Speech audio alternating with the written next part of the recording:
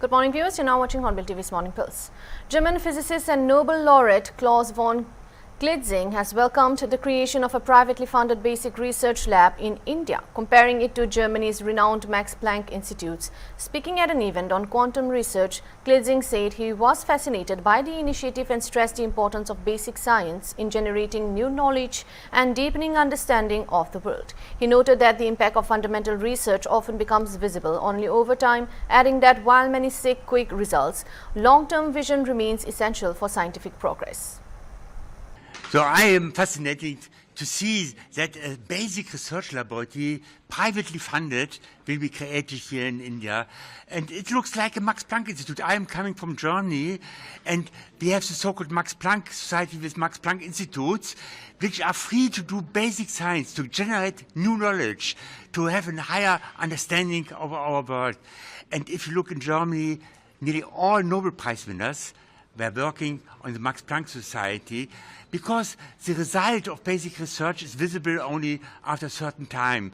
And today, in our hectic world, everyone is looking for results for the next year or next 3 years, and politicians are looking for the next election, or therefore only few people have the long-term vision. And I'm happy that the Laudia Foundation, that they have this vision to support basic science, because basic science always result also in some application, and scientists are happy to see the application, but you should be free to look for the most important question and try to solve them. So years after your research and years after you won the Nobel Award, what really keeps you excited? And you also mentioned about AI in the beginning. Do you see AI helping the research part of the physics? Yes, it must be a combination. And I'm invited to many conferences where AI play a role. And in our daily life, I think AI is influencing the world drastically now. And I don't like normally some control of things, but I think AI is one of the fields where we need some international agreement. Where are the limits of AI? There's many positive things, but also if AI and robotics became independent and stronger than humans, then there is a certain danger also. So we need some international agreement also to control AI in some applications. There's fantastic possibilities, but we should be aware that there are also problems which should be solved. About the exciting part? Pardon? About what keeps you excited?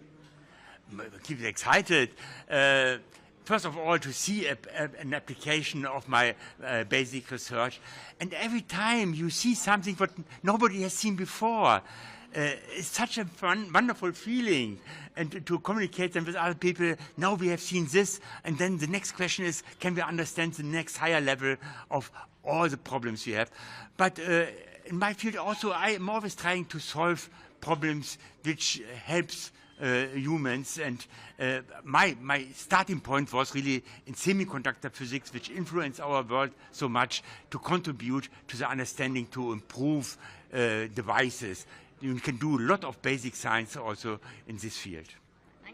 Amid ongoing discussions over the leadership issue in Karnataka, Congress leader V.S. Ugrappa said that any decision regarding the party would be taken by the national leadership. Speaking on the matter, Ugrappa stated that no official announcement had yet been made by the Congress High Command, and therefore it would not be appropriate to comment further. He added that whatever decision is ultimately taken by the party, the leadership would be in the interest of the party and should be accepted and welcomed by all members. See, ours is a national party. Any decision in regard to party, it will be taken by the national level. So, yet to announce a decision by the High Command, it is not proper on my part to react anything on that.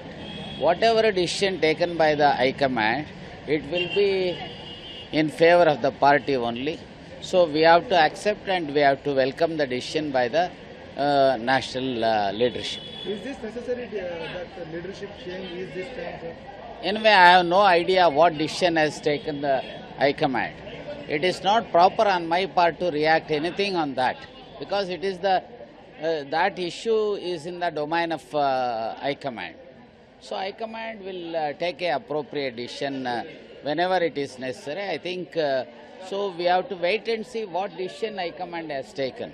So in fact, yesterday the Administrative General Secretary made it very clear there is no such decisions at all. So we have to wait and see whether they have taken any sort of such decision or not. So without knowing anything about that, if we make any sort of comment, it is not proper. The Congress High Command has told to Siddaramaiah to come Rajya Sabha. No idea at all, no idea at all. See, there are many aspirants for Rajya Sabha, including me. I am also an aspirant for Rajya Sabha. See, ultimately in a democracy, party will decide who should be there in Rajya Sabha or Lok Sabha or Assembly or Council. So once a High Command decides on anything, so ultimately as a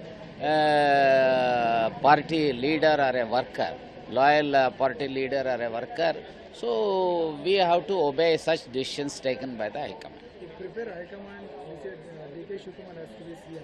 What is the scenario? See, it is premature to talk on that. It is very, very premature to talk on that. So let us see what will be. Anyway, our party leaders are coming here. So as for your version only, media version only. So once our national leaders comes here, so they will take the situation into their confidence and they will decide other issues. Is Siddaramaiah going to resign today or tomorrow? No idea at all, because see, in fact morning I tried to reach him but I could not get his phone. So anyway, everything depends on the High Command. Okay. National President Arya Idiga Kendra Samiti Swami Pranavanda on Wednesday said that 6 representing the most backward communities of Karnataka had arrived in Delhi to press for continued representation of backward communities in the Congress party. Speaking to the media, Swami stated that Tipna M. Kinnur is currently the only Congress MLC from the Koli community in Karnataka and his term is scheduled to end on June 15th. He said delegation had come to urge the party leadership to ensure the Tipna M. Kinnur continues in the Legislative Council in order to maintain representative for the community. देखिए, कर्नाटका से अति हिंदुಳಿದ स्वामीजीस means most backward community स्वामीजीस आज लंबाणी समाज, ईडिग समाज, कुंभार समाज, विश्वकर्मा समाज, बंजारा समाज, कोली समाज मीन्स बेस्ता समाज, माधार चन्नैया समाज, सो ये पूरा संत लोग इधर आए थे अति हिंदुಳಿದ मठाधीश्वर महासभा. ये दिल्ली आने का कारण क्या है? अपना पूरा कर्नाटका से आज कांग्रेस पार्टी में बेस्त समाज का, कोली समाज का एक ही एमएलसी है. वो समाज के लिए बहुत बड़ा सेवा किया थे. उनका नाम है तिप्पण्णप्पा कमकनूर, एमएलसी है गुलबर्गा. इडीी देश में बेस्त समाज के लिए उनका बेस्त समाज का गुरुजी वो अंबिगेर चौड़ैया गुरुजी का शरण का स्टैच्यू बनाने के लिए, फिर तो सम्मान्य मल्लिकार्जुन खड़गे जी को भारत रत्न देने का वो विधानसभा में वो डिमांड किया था. एक ही एमएलसी है कर्नाटका, वो तिप्पण्णप्पा कमकनूर. हम डिमांड यही है, उनका 4 साल हो गया, उनका एमएलसी पीरियड जून 15 तो खत्म होता है, इसलिए वो कंटिन्यू करना पड़ेगा. तो एआईसीसी अध्यक्ष श्री मल्लिकार्जुन खड़गे जी का and deputy CM DK Shivakumar ji, AICC general secretary KC Venugopal ji को निवेदन देने का हम पूरा स्वामी जी इधर आए थे. एक प्रमुख विषय है. सेकंड, आपका मालूम है कर्नाटका चल रहे कुछ पॉलिटिकल चल रहा है. अभी तो सिद्धरामैया जी इडीी देश में अच्छा बैकवर्ड कम्युनिटी लीडर है और 8 साल मुख्यमंत्री था, अच्छा काम किया था, तो हमने विरोध नहीं किया. बट आज क्या है, बैकवर्ड कम्युनिटी के बहुत ज्यादा लीडर कर्नाटका से है. डीके शिवकुमार जी तो जनरल होते हो वोकलिंग कम्युनिटी है, बट वही तो कांग्रेस पार्टी के काम किया था. वो कांग्रेस पार्टी कर्नाटका से एआईसीसी केपीसीसी अध्यक्ष बनाने के एक ही आदमी तैयार नहीं है. वो टाइम में 5-6 साल पहले श्रीमती सोनिया गांधी जी उनका बुला रहे दिल्ली में, जवाबदारी दे दी, आप काम कर दो. काम किया. 2023 में 136 एमएलए लेके आने का बहुत बड़ा सरकार बना किया है. इसको सिद्धरामैया जी तो सेवा है, वो तो अलग बात है, But DK Shivakumar ji, Hana means money, time, health, पूरा डेडिकेट किया था पार्टी के लिए. सो उनको थोड़ा अवकाश चाहिए. बहुत संगठना से व्यक्ति था. हर गांव से, हर विलेज से, तालुक के अंतर्गत, डिस्ट्रिक्ट के अंतर्गत जाने का वो संगठना बहुत बना कि देश में कर्नाटका से पहले, अभी तो हिमाचल प्रदेश तो केरला में ठीक है, बट कर्नाटका तो उनका डोर ओपन किया साउथ दक्षिण भारत में. इसलिए हम पूरा साधु संधु महासभा एक ही डिमांड है, सम्मान्य DK शिवकुमार जी को चीफ मिनिस्टर बनाने के ये अच्छा टाइम है. As soon as possible. High command क्या डिसीजन लेता हमको मालूम नहीं है, बट महासभा का डिमांड यही है. बट हाईकमांड क्या बोल रहे हैं, सम टाइम मल्लिकार्जुन खड़गे से बना था, हमको मालूम नहीं है. See we are demanding that only as soon as possible make chief minister in Karnataka DK Shivakumar, because is very dedicate the party. He's lost the health, he's lost the money, his time is very spent in the party. The 100% DK Shivakumar's blood also, the Congress blood. We are supporting the party, we are supporting the victim, the person. So in Karnataka, not only one leader the backward community, so many leaders in Karnataka. You know that 10 years, 15 years back in Karnataka, Banjara community का श्रीमूर्ति नायक, नेकार समाज का KC Kondaiah, Mangalore ED का community का जनार्दन पुजारी. सो बहुत ज्यादा many leaders in Karnataka. वो पूरा लीडर का अभी क्या है, खत्म कर दिया. सो यही है. अभी तो DK we are demanding only once out. This may be reshuffled. All backward community Swami ji का हाउ मेनी MLAs है ना. सो ईडी का community I am demanding for the Belur Gopalakrishna. And Banjara community to Rudrappa Lambani Haveri. Now he is in deputy. We are many demand for our community. So we are AICC president and some leaders we are meeting today and tomorrow. Then we are giving that memorandum and what we have to go to prayer. That's only. Thank you. Union Minister Nitin Gadkari on Wednesday highlighted the economic impact of India's fossil fuel imports, stating that the country currently imports fossil fuels worth nearly 22 lakh crore annually. He said that reducing such imports would benefit the public financially and could generate employment opportunities for crores of youth across the country. Speaking on Sustainable Energy Initiative, Gadkari also said that Nagpur Municipal Corporation has launched a project to produce 28 tons of CNG from garbage. Not just that. स्थिति इस तरीके की होने वाली है? ऐसा मुझे नहीं लगा था, पर एक बात सच है कि हमारे देश में 22 लाख करोड़ रुपए का फॉसिल फ्यूल इंपोर्ट होता है. अगर ये इंपोर्ट रुक गया और ये 22 लाख करोड़ रुपए अगर देश की जनता के जेब में जाएंगे तो करोड़ों युवाओं को रोजगार मिलेगा, प्रदूषण कम होगा, देश का इंपोर्ट कम होगा और देश की प्रगति होगी. हमारी नागपुर महानगर पालिका ने अभी एक प्रोजेक्ट शुरू हुआ है जिसका उद्घाटन जून महीने में हो रहा है और उसके लिए मैं प्रधानमंत्री जी को भी रिक्वेस्ट करने वाला हूं, क्योंकि कचरे से 28 टन CNG पर डे तैयार होगा. पूरे देश के कचरे का अगर उपयोग किया जाएगा तो हमारे देश में हजारों टन CNG महीने में तैयार होगा. तो हमारी उससे जो आज दिक्कत है गैस की वो कम हो सकती है. अभी 100% इथेनॉल पर चलने वाली गाड़ियाँ 4 व्हीलर और 2 व्हीलर मार्केट में आ रहे हैं. 4 तारीख को मारुति सुजुकी की गाड़ी भी आ रही है और मुझे लगता है कि हाइड्रोजन भविष्य का फ्यूल है, उसमें भी हमारे लोग काम कर रहे हैं और इसमें हम आत्मनिर्भर बनना चाहिए.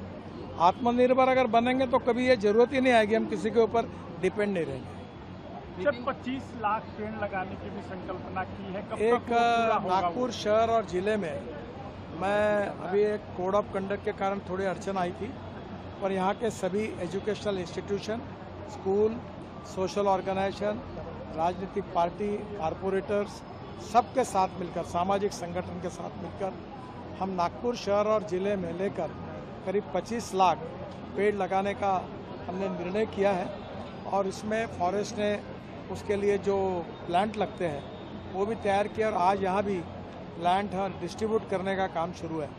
तो बड़े प्रमाण पर पर्यावरण की रक्षा और प्रदूषण मुक्त देश ये हमारे लिए बहुत ज़रूरी है. हमारे स्वास्थ्य की जो भी हम लोग डॉक्टर के बिल भरते हैं उसका कारण एयर पोल्यूशन है. तो धीरे धीरे इन सब बातों को समाज का सहयोग होना. जल संवर्धन में बहुत बड़ी मूवमेंट बनी है. 5000 किसानों का सरपंच और उनका बड़ा कार्यक्रम हुआ. उससे काफ़ी प्रेरणा मिलकर लोग काम कर रहे हैं। समाज के साथ मिलकर ये सब काम समाज उपयोगी है और यह करने के लिए वैसे भी मैं अपना समय ज़्यादा खर्चा करता हूँ और ज़्यादा करने की कोशिश करता हूँ। हेल्थ सेक्टर भी काफ़ी है, आपने कई डायग्नोस्टिक सेंटर भी खोले, क्या लग रहा है कि हेल्थ सेक्टर पे विशेष ध्यान देना जरूरी है? बिल्कुल ज़रूरी है। अभी 1200 रुपये में MRI मिलता है, 600 रुपये में CT स्कैन होता है, 200 रुपये में सब पैथोलॉजी की टेस्ट होती है, 100 रुपये में एक्सरे मिलता है और 500 रुपये में डायलिसिस होता है। तो ऐसे पहले नागपुर में है और नागपुर में एक सेंटर, एक अमरावती में, एक वाशिम में और एक भंडारा में, इसका भी प्रोसेस में है और गरीब लोगों को विशेष रूप से मिले। और एक कोशिश मैं कर रहा हूँ कि कैंसर के जो इंजेक्शन्स होते हैं वो 3-3, 3.5 लाख रुपए का एक है, गोली भी 1.5 लाख रुपए की है।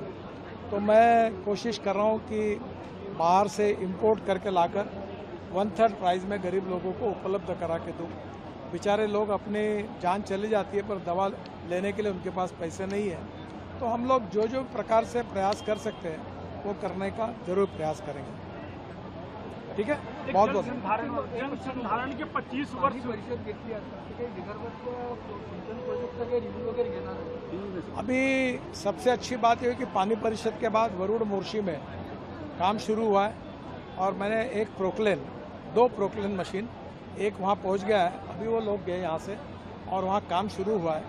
वरुण मोर्शी, काटोल, नरखेड़ और कड़मेश्वर, सावनेर, ये 4 हमारा डार्क एरिया है और इसमें जल संवर्धन का काम तेजी से करने की हम कोशिश करेंगे। सर, क्या प्रधानमंत्री, गृह मंत्री ने की शुभकामनाएं पहुंची आप तक? मुझे प्रधानमंत्री जी की पहुंची, राष्ट्रपति की पहुंची, गृह मंत्री जी की पहुंची, रामदेव बाबा की पहुंची, काफ़ी सब लोगों ने आशीर्वाद दिए और मुझे विश्वास है कि काफ़ी फिल्म अभिनेता उनका भी आया और मैं अभी फ़ोन नहीं ले पा रहा हूँ, पर सबकी शुभकामनाएं मिली है, उनके प्रति मैं बहुत बहुत आभार व्यक्त करता हूँ। कड़ी धूप में भी यहाँ पर लोग आपके प्रशंसक आए हुए हैं, मेरे इसीलिए मैं जल्दी उठ के आया हूँ।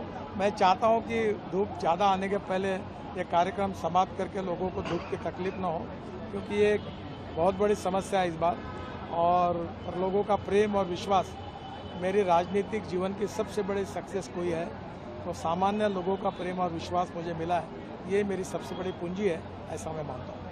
Thank you. Amid tensions over the tying of sacrificial goats at a housing society ahead of the Eid al-Adha, Kirit Somaiya on Wednesday visited Sagar Park Society in Ghatkopara West. Speaking to the media, the BJP leader said the practice of sacrifice should be carried out only at locations designated by the municipal corporation and alleged that the religion should not be used as cover for what he termed quote-unquote religious mafia activities inside residential localities and called for action against such practices. कुर्बानी जरूर होनी चाहिए, लेकिन जो महापालिका ने व्यवस्था की है वहाँ पर कुर्बानी करो। अपनी धार्मिक माफियागिरी बढ़ाने के लिए कोई धर्म का नाम लेकर ऐसी बस्तियों में कुर्बानी करेगा, कार्रवाई होगी। लोग अपने घर पे लेके जा रहे हैं, परिस्थिति है। मैंने महापालिका के अधिकारियों को, म्युनिसिपल कमिश्नर को भी बहुत स्पष्ट शब्द में कहा था, क्या आप लोगों ने व्यवस्था की है और इसलिए एक भी बकरा अगर कोई सोसाइटी में कटा तो महापालिका आयुक्त जिम्मेदार मानी जाएगी और पुलिस की जवाबदारी है। कोई भी नियम का भंग नहीं होना चाहिए। बकरा आया कैसे, सोसाइटी में कैसे रखे गए? कल आपने देखा होगा मीरा भाईंदर में यही परिस्थिती हुई। हर जगह किरीट सुमाया जाएगा का? मी फार स्पष्टपणे सांगतो, छत्रपती शिवरायांचं महाराष्ट्र आहे। इथे मुस्लिम माफिया धर्माच्या नावाने हिंदूंवर दहशत करण्याचा, निर्माण करण्याचा प्रयत्न करणार, त्यांच्यावर कायदेशीर कारवाई होणार। कोणताही गृहनिर्माण संस्थेत, हाऊसिंग सोसायटीत कुर्बानी नाही। कुर्बानी आपली धार्मिक विधी करा। महापालिकेचे अनेक डझन मार्केट आहे, दुकान आहे, याच्या मागे पाठीमागे मटणाचं दुकान आहे आणि म्हणून ही यात मोठ्या प्रमाणात हिंदू राहतात। त्यांना घाबरवण्यासाठी या अशा प्रकाराने कुर्बानीची भाषा वापरत असेल, के तालना नहीं। जोर जबरदस्ती से कुर्बानी की बात हो रही है, इसको लेकर क्या कहेंगे? वो करने का सवाल नहीं है। अगर यहाँ कुर्बानी हुई तो यहाँ का पुलिस अधिकारी और यहाँ का महापालिका का अधिकारी घर जाएगा। लेकिन यहाँ के चेयरमैन ने सुबह कहा कि उन्होंने इस शर्त पे बिल्डिंग में फ्लैट खरीदा कि उनको कुर्बानी नहीं देने दी जाएगी। हाँ, कुर्बानी की परवानगी देने का किसी को अधिकारी नहीं है, क्योंकि हाउसिंग सोसाइटी का चेयरमैन कोई मुस्लिम माफिया बन जाए और वो पत्र दे दे, अरे भैया आप हाउसिंग सोसाइटी के चेयरमैन उस बिल्डिंग की मरम्मत के लिए हो, देखभाल के लिए हो, आप संसद नहीं बन सकते, आप राष्ट्रपति नहीं बन सकते। जो बाकी कानून है उस कानून के हिसाब से काम होगा। और इसके लिए ये वास्तव में गत कुछ सालों से माफियागिरी बढ़ रही है। That's all for now. Thank you for watching Hornbill TV.